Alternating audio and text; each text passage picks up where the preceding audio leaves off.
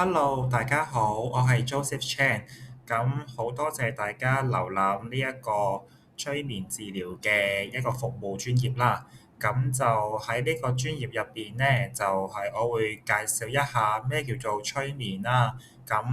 邊啲人適合催眠啊，同埋普遍人對於催眠嘅一個迷思嘅。咁我哋坊間所講嘅催眠，咁即係話，我嘅頭腦係唔係俾人控制㗎？咁係咪好危險㗎？咁我都睇過一啲嘅劇咧，就上到台裏邊咧，俾人催眠咗之後就瞓低咗落嚟喎。咁催眠係咪真係咁恐怖咧？咁其實我同大家講，現實上面嘅催眠絕對唔係嗰種你俾人操控啊，你瞓得着覺啊嗰啲或者係嗰個老師講書講得超級悶啊，我真係好想瞓着嗰種嘅催眠，絕對唔係嗰種。因為呢一個喺大多數人對於催眠裏邊咧有好大嘅誤解，所以我喺度錄呢條影片咧，我想同大家澄清嘅就係、催眠只不過有一個人喺你旁邊，好似係嗰個人揀一首你最中意嘅歌曲，然之後就為你演奏一場好動聽嘅一個樂器咁解，係可以係彈吉他啦，又或者係彈鋼琴啦、拉二胡啦等等。喺一種嘅過程裏邊，佢會去幫你演奏出你最喜愛、最中意聽嘅歌曲同埋嘅音樂咁解嘅啫。咁喺呢個過程當中呢，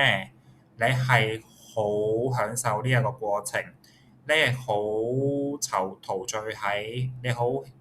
專注喺嗰個音樂嘅旋律上面，咁成個過程，因為你變得更加專注，咁你亦都好舒服，所以你先至會你對於外邊聲音嘅感覺越嚟越細，外邊嘅干擾越嚟越少，甚至冇咁解嘅啫。係並唔係瞓得着覺，相反你係清醒㗎。咁你對於嗰個嘅音樂家所演奏嘅，你可以選擇聽同埋唔聽。咁催眠都係一樣。咁喺一個治療室裏邊，只有你同治療師。咁治療師咧會了解你嘅情況啦，你為咗乜嘢而嚟求助啦？跟住咧就會治療師根據你嘅情況咧，係去揀選一啲咧，佢亦都係會揀選一啲係適合你本身情況嘅一個催眠嘅引導語。咁係催眠師咧就會用一個引導語言式啦。咁佢會好似我而家嘅講嘢嘅語言。不過咧，你全程咧，你係坐喺一個舒服嘅凳上面啦，又或者梳化上面啦，你係合埋隻眼啦，跟住咧你喺度好專心咁聽緊一個治療師嘅聲音。咁呢個聲音咧就會帶你去到一個你內心裏邊最深處咁解，係啦。咁呢一個咧就係催眠啦。咁當過程當中咧，因為你好專注治療師嗰個聲音啦，咁所以咧就成個你成個成身嘅狀態咧係一個好放鬆，而一個好放鬆嘅狀態之下咧，你係會對自己嗰個內心咧係會有更加多嘅覺察，咁係從而就進入咗我哋嘅潛意識嘅部分啦。咁喺內心深處裏邊咧，咁就會你喺嗰個時候咧，你會掘到你會發現到更多嘅嘢啦。你睇可能你會突然間會諗起細個嗰陣時候嘅某一個畫面啦。你可能未被催眠之前咧，你係冇咁易諗到嘅。但係當你進入咗呢一個狀態之後咧，好多一啲嘅以前發生過嘅嘢咧，喺細個嗰陣時候可能會突然間呢個畫面會浮現出嚟。咁就呢一個咧就係我哋嘅催眠嘅一個嘅過程啦。咁透過我哋嘅潛意識，我哋對於我哋即係我對於我哋內在裏邊所遺留嘅一啲嘅信念啊、創傷啊，都係可以透過呢個過程咧係可以得到舒緩嘅。所以咧，點解催眠治療可以好快咁去解決我哋嘅內心問題？咁可以大約就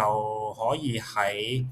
大約3至6節左右啦，咁就可以基本上咧有明顯嘅變化，已經唔需要再去揾一個求助噶啦。咁就有啲個別情況啦，可能係有一個比較深嘅情緒創傷啦，又或者係你想去戒煙啊、減肥啊呢啲情況咧，又或者其他一啲成癮嘅一啲嘅行為咧，咁可能會需要6節甚至更多嘅節數啦。咁喺我呢個專業下邊咧，都有一啲嘅套餐俾大家揀嘅，咁可以針對住你嘅個人嘅情況啦，而係你需要去揀選你所要嘅服務啦。咁就嗱，記住催眠咧，因為唔係個個人都適合嘅，咁就你係需要去填一啲嘅評估表啦，同埋就仲有你叫同意書啦。跟住咧就先根據翻個網頁嘅指引，跟住去揀完套餐之後，就係先完成你嘅評估表啦。跟住就然之後就我再睇下大家係咪適合去做呢個催眠治療，因為咧真係唔係個個人都適合嘅。如果真係唔適合嘅話咧，咁就我哋就唔需要去就唔希望去白花大家嘅服務費用咁嘅，係啦。咁就希望喺呢度見到大家。咁下面我會陸續會錄一啲嘅我所錄製嘅一個自我催眠嘅一個錄音音頻。咁希望大家可以試聽，跟住亦都可以從呢個過程當中去體驗一下咩叫做催眠，亦都可以啊。可以判別一下我係唔係一個適合你嘅治療師。咁我呢把聲究竟可唔可以令到你帶到去一個好放鬆嘅狀態？因為我把聲大家夾唔夾咧，都係好影響大家嘅治療嘅效果嘅。咁